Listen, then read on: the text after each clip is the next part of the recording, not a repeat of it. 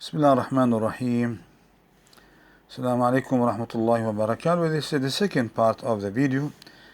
Now in this part we are going to talk about Andrew Radford views about lexicon in particular and lexical relations or semantic relations in general.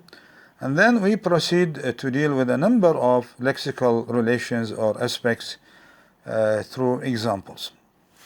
You know very well that Radford is a minimalist linguist within TGG or within generative semantics.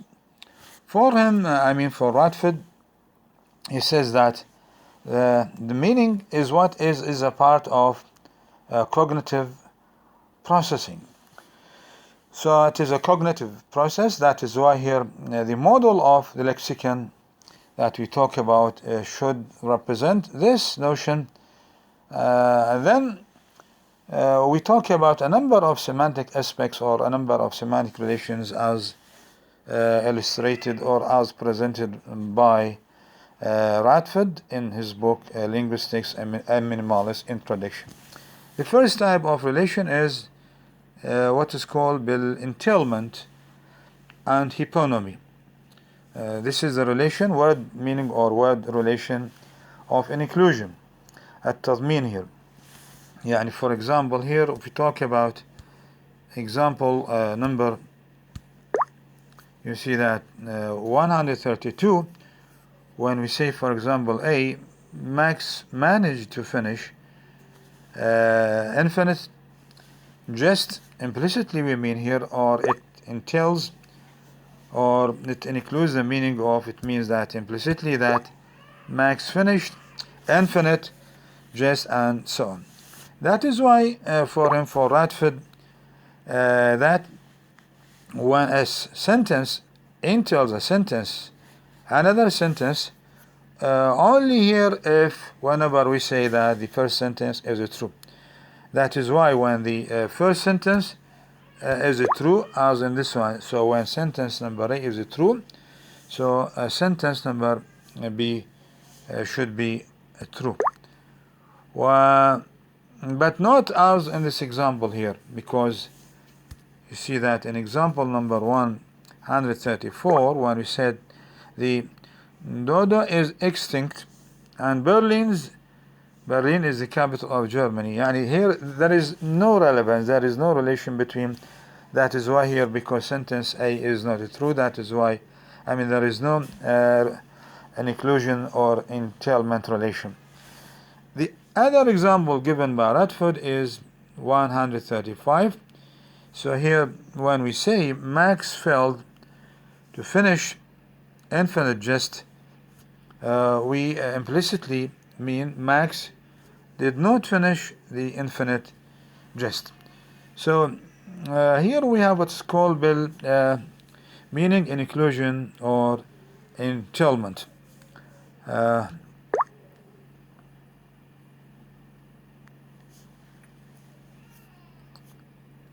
The other meaning here, other examples, for example here of hyponyms or hyponymy.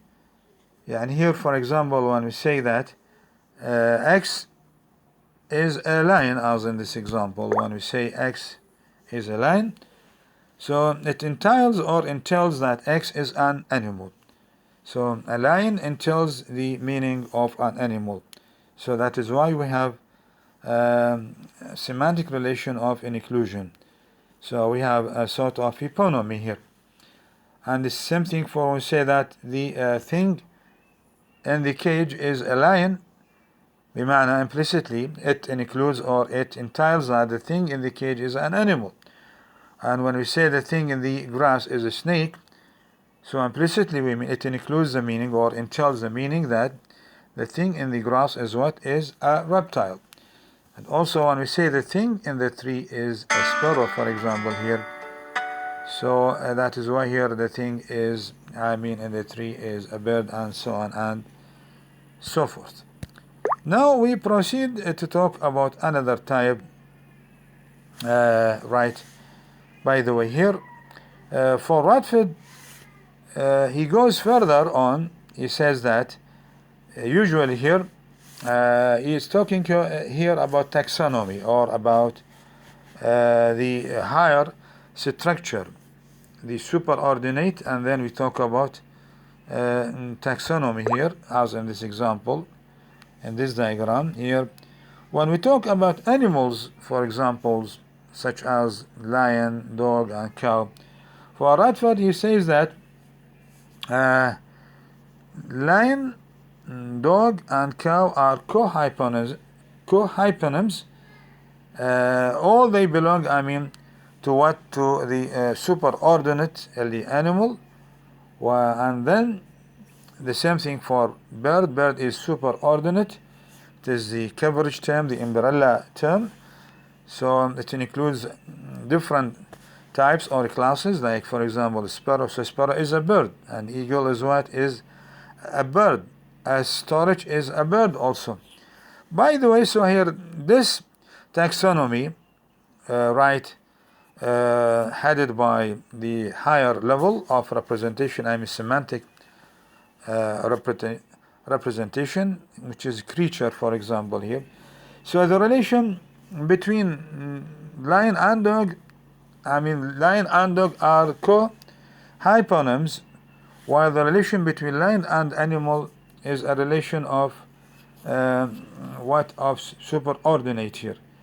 While the same thing, animal, bird, fish, and also reptile, they are superordinate, to the general terms, which are creature. So the taxonomy, or the high structure, consists of a number of superordinate, and then the superordinate consists of another of subtypes.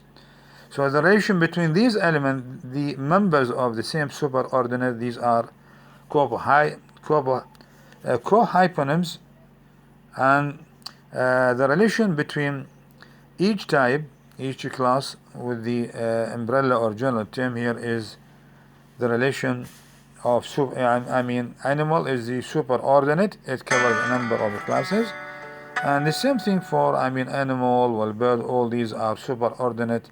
They relate to the superordinate creature. So by this we have a higher level of meaning structure.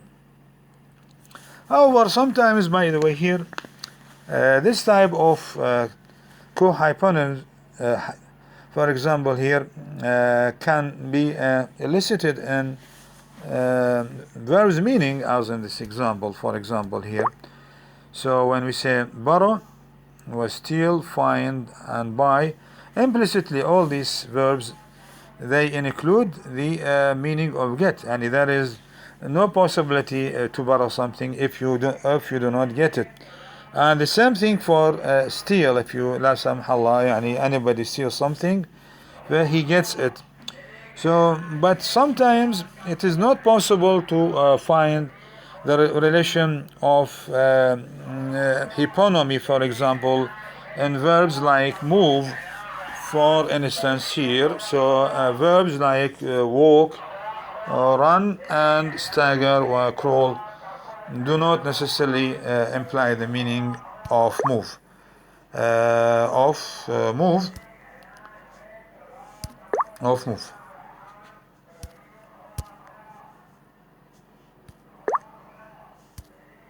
That is why here